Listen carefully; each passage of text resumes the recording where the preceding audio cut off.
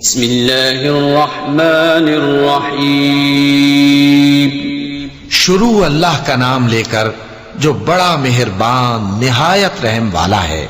أَلَمْ تَرَ كَيْفَ فَعَلَ رَبُّكَ بِأَصْحَابِ الْفِيلِ أَلَمْ يَجْعَلْ كَيْدَهُمْ فِي تَضْلِيلٍ وَأَرْسَلَ عَلَيْهِمْ طَيْرًا أَبَابِيلَ تَرْمِيهِمْ بِحِجَارَةٍ مِّن سِجِّيلٍ فَجَعَلَهُمْ كَعَصْفٍ مَأْكُولٍ. کیا تم نے نہیں دیکھا کہ تمہارے پروردگار نے ہاتھی والوں کے ساتھ کیا کیا؟ کیا اس نے ان کا داؤں غلط نہیں کیا؟